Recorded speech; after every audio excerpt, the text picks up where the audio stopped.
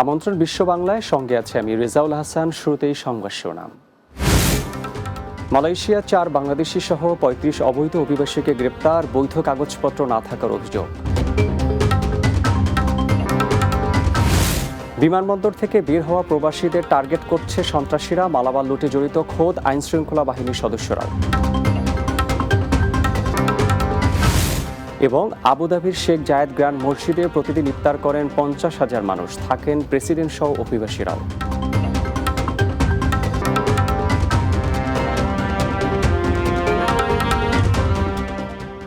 শুনছিলেন শিরোনাম, এবারে বিস্তারিত। মালয়েশিয়ার ক্লান্টানে 4 বাংলাদেশি সহ 35 অবৈধ অভিবাসীকে গ্রেপ্তার করেছে দেশটির অভিবাসন বিভাগ। শনিবার ভোরে কোটাভারু শহরে অভিযান চালিয়ে তাদের গ্রেপ্তার করা হয়। গ্রেপ্তারদের মধ্যে 2 শিশুসহ সর্বোচ্চ 26 জন ইন্দোনেশিয়ার নাগরিক রয়েছেন। এছাড়া 2 জন ভারতীয় ও 3 জন মিয়ানমারের নাগরিক রয়েছেন। রোববার ক্লান্তান রাজ্য ইমিগ্রেশন বিভাগ এক বিবৃতিতে এ তথ্য জানিয়েছে। এতে বলা হয়, অভিযানে গ্রেপ্তার অবৈধ অভিবাসীদের বয়স 26 থেকে 58 বছরের মধ্যে। তবে তাদের বাবা মায়ের সঙ্গে আটক শিশুর বয়স 13 এবং 17 বছর। আটকদের ইমিগ্রেশন আইনের অধীনে আরও তদন্তের জন্য তানাহ মেরা ইমিগ্রেশন ডিপোতে রাখা হয়েছে।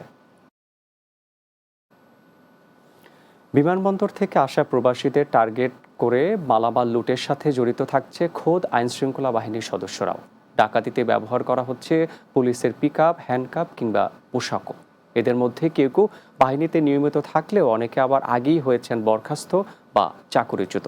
সম্প্রতি দুবাই প্রবাসী 3 বন্ধুর মালামাল ডাকাতির সময় নারায়ণগঞ্জে জনতার হাতে পুলিশ কনস্টেবল আটকের পর বেরিয়ে এসেছে চাঞ্চল্যকর এমন সব তথ্য। মোহাম্মদ সোহেল কিরণের তথ্যচিত্রে সর্দার রাজীবের প্রতিবেদন। গেল 1 বছরে রাজধানীর পার্শ্ববর্তী পূর্বাচল ও তার আশেপাশে প্রবাসীদের গাড়ি তল্লাশির নামে ডাকাতির ঘটনা ঘটেছে অন্তত ডজনখানেক। এসব ঘটনায় থানায় মামলা হলেও রহস্য বের করতে পারেনি আইনশৃঙ্খলা বাহিনী। ভুক্তভোগীরা বলছেন, ডাকাতদের কাছে থাকছে আধুনিক দেশি বিদেশি অস্ত্র। ডাকাতিতে ব্যবহার করা হচ্ছে আইনশৃঙ্খলা বাহিনীর পোশাকের পাশাপাশি ওয়াকি-টকি, এমনকি পুলিশের গাড়িও। নিরাপত্তাহীনতায় ভুগি মাঝে মাঝে, কারণ জায়গাটা খুবই নিরাবিলি। আর আমরা প্রায় সময় দেখি যেখানে চুরি, ছিনতাই, ডাকাতি হয় এবং কি মেরে লাশও ফেলে রেখে যায়। এয়ারপোর্ট থেকে বাড়িলাম, গাড়ি নিয়ে গেল, এই গাড়ি দিয়ে রাস্তায় আসলাম, আসার পরে পুলিশের পরিচয় দিল, দিয়া গাড়ি মনে করেন যে সামনে দিয়া ব্লক মেরে দিল, গাড়ি ঢুকাই দিল সামনে দিয়ে। আমার মারধর করে আমার চাবি নেয়, আমার চাবি নেওয়ার পরে লক খুললে আমার যাত্রীর যে নুই আছে সব কিছু নিয়ে গেছে। তারপর মারধরে করছে ওনাদের।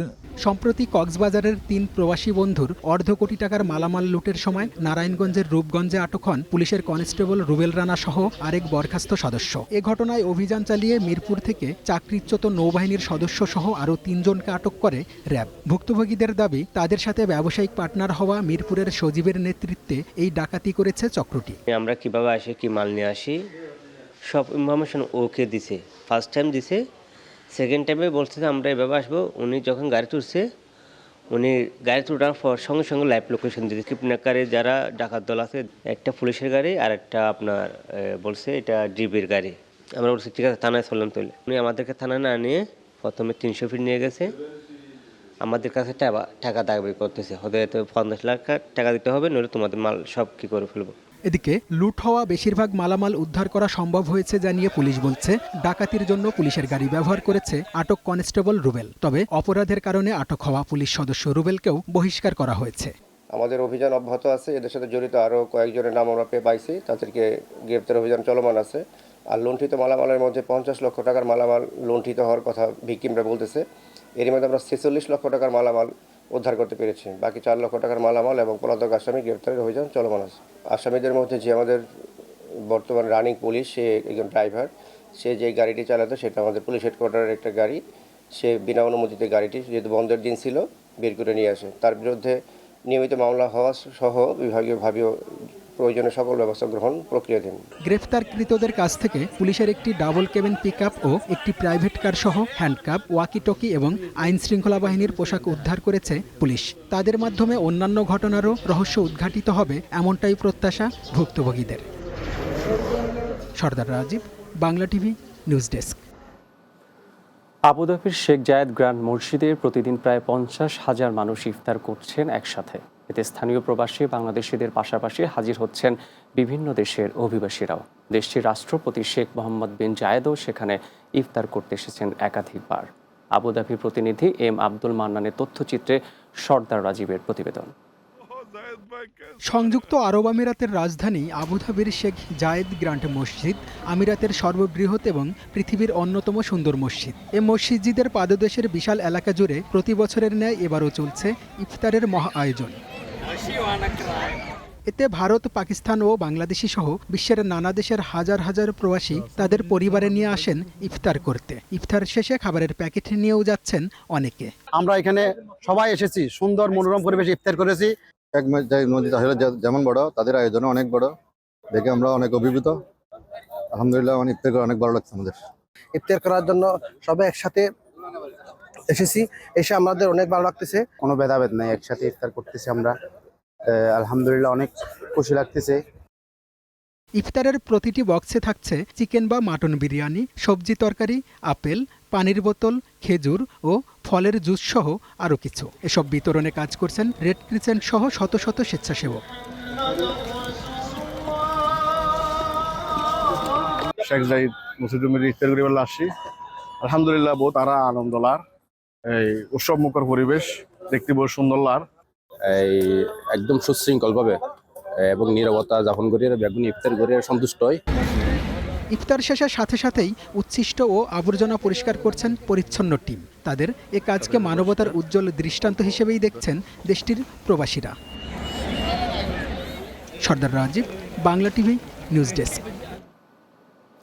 বিশ্ববাংলা এই পর্যায়ে নিচ্ছে ছোট্ট একটি বিরতি। ফিরে এসে অন্যান্য সংবাদের সঙ্গে আরও যা থাকবে। ফ্রান্সে প্রবাসী বাংলাদেশিদের সম্মানে অনুষ্ঠিত হলো ইফতার ও দোয়া মাহফিল। অংশ নেন বিভিন্ন শ্রেণী পেশার মানুষ।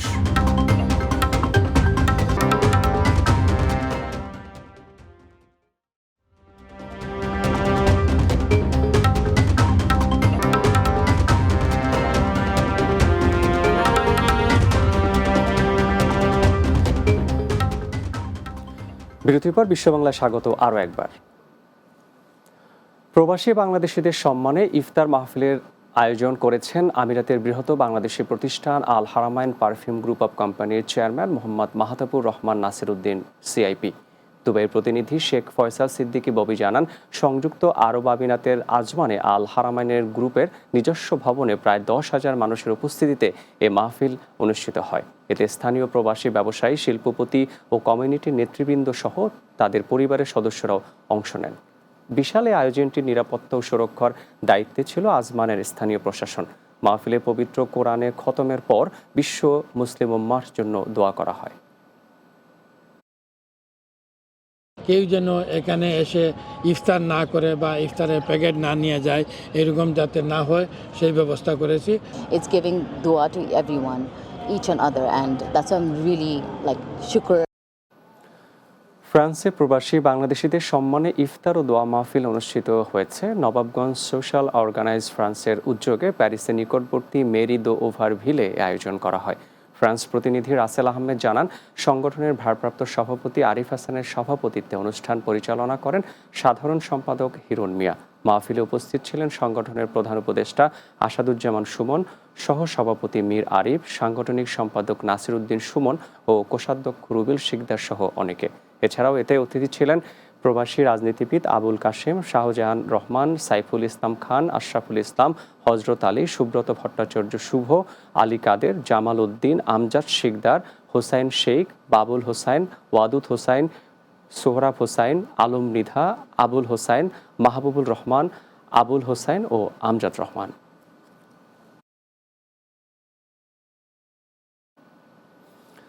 বাংলাদেশ বিজনেস ফোরাম বাহরাইনের 2025-26 সালের কার্যনির্বাহী কমিটির নির্বাচন অনুষ্ঠিত হয়েছে। বাহরাইন প্রতিনিধি সম্রাট নজরুল ইসলাম সিদ্দিকী জানান, ফোরামের সদস্যদের সরাসরি ভোটে নয় সদস্যদের এই কমিটি গঠন করা হয়। নির্বাচিতরা হলেন আইনুল হক সরকার, মোহাম্মদ জসিম উদ্দিন, আখতারুজ্জামান সরকার, নোমান উদ্দিন মনির, তোফাজ্জল হোসেন মুকুল, মোহাম্মদ মকবুল আহমেদ, মিজানুর রহমান, আল মারুফ ও রফিকুল ইসলাম। নির্বাচনের পর্যবেক্ষক ছিলেন বাংলাদেশ দূতাবাসের নবনিযুক্ত রাষ্ট্রদূত মোহাম্মদ রাইস হাসান সরওয়ার ও ছিলেন দূতালয় প্রধান AK মহিউদ্দিন কায়েস। এতে প্রধান নির্বাচন কমিশনের দায়িত্ব পালন করেন মোহাম্মদ মুইজ চৌধুরী। এছাড়াও নির্বাচন কমিশনার ছিলেন আবু বকর চৌধুরী, প্রকৌশলী হুমায়ুন কবির, ডক্টর শাহ আলম ও প্রকৌশলী গিয়াসউদ্দিন। ওমানের নাখলে আধুনিক মানের মোবাইল ও ইলেকট্রনিক পণ্যের সমাহার নিয়ে চালু হলো বাংলাদেশি প্রতিষ্ঠান মামলকাত নাখল আল হাদিখা। ওমান প্রতিনিধি পলাশ শীল জানান, ঝমকালো অনুষ্ঠানের মাধ্যমে শোরুমটির উদ্বোধন করেন স্থানীয় নাগরিক খলিফা হামেদ আল রিয়ামি। উদ্বোধনী উপলক্ষে পণ্যে বিশেষ ছাড় সহ আকর্ষণীয় অফারের ব্যবস্থা করা হয়, যা স্থানীয়দের পাশাপাশি প্রবাসী গ্রাহকদের মাঝেও ব্যাপক সাড়া ফেলেছেন। এ সময় ওমানে বাংলাদেশের ভিসা উন্মুক্ত থাকলে ব্যবসাটি আরও বড় পরিসরে শুরু করা যেত জানিয়ে শোরুমের কর্ণধার আজিজুর রহমান দিদার বলেন, আধুনিক প্রযুক্তির সুবিধা সাধারণ মানুষের দ্বারগোড়ায় পৌঁছে দেওয়াই তাদের মূল লক্ষ্য। সেবা পাবেন আপনারা, আমাদের জন্য খুব উপকার হবে এবং এই এলাকায় কোনো নতুন প্রতিষ্ঠান ছিল না বিধায় এখন নতুন করে হওয়াতে এখানে এই এলাকাবাসী অনেক নতুন সেবা পাবে। আমরা চাই যে ব্যবসা বাণিজ্য আসলে বিদেশের মাটিতে আরও বাড়াতে, কিন্তু এই দেশে ভিসা বন্ধ হওয়ার কারণে কাজের লোকের সমস্যা। তো বাংলাদেশ সরকারের কাছে আমাদের আবেদন যে এই দেশে সরকারের সাথে যোগাযোগ করি যাতে ভিসাটা খোলার জন্য একটু চেষ্টা করে। সৌদি আরবের রাজধানী রিয়াদে প্রবাসী লক্ষ্মীপুর জেলা বিএনপির উদ্যোগে দোয়া ও ইফতার মাহফিল অনুষ্ঠিত হয়েছে। রিয়াদ প্রতিনিধি একে আজাদ লিটন জানান, হাবিবুর রহমান হাবিবের সভাপতিত্বে ও মোল্লা হাবিবুর রহমানের সঞ্চালনায় স্থানীয় কমিউনিটি সেন্টারে এই আয়োজন করা হয়। এতে প্রধান অতিথি ছিলেন প্রবাসী বিএনপি নেতা আনোয়ার হোসেন। সভায় বক্তব্য রাখেন আলমগীর হোসেন, আবুল খায়ের ও মোর্শেদ আলম সহ অনেকে। এ সময় বাংলাদেশ থেকে ভার্চুয়ালি বক্তব্য রাখেন লক্ষ্মীপুর জেলা বিএনপির যুগ্ম আহ্বায়ক অ্যাডভোকেট হাসিবুর রহমান হাসিব। পরে শহীদ প্রেসিডেন্ট জিয়াউর রহমানের স্মরণে ও বিএনপি চেয়ারপারসন বেগম খালেদা জিয়ার সুস্বাস্থ্যতা কামনা করে দোয়া করা হয়।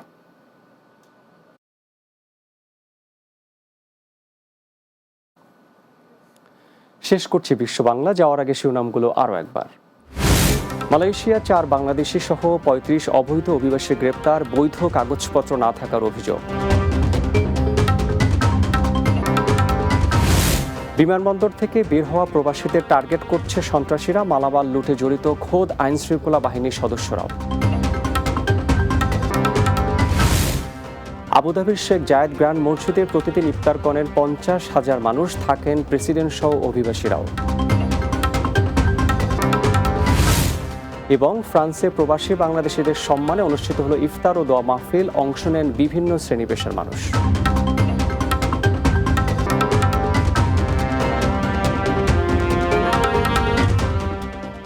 এই ছিল বিশ্ব বাংলা। এতক্ষণ সঙ্গে থাকার জন্য ধন্যবাদ সবাইকে।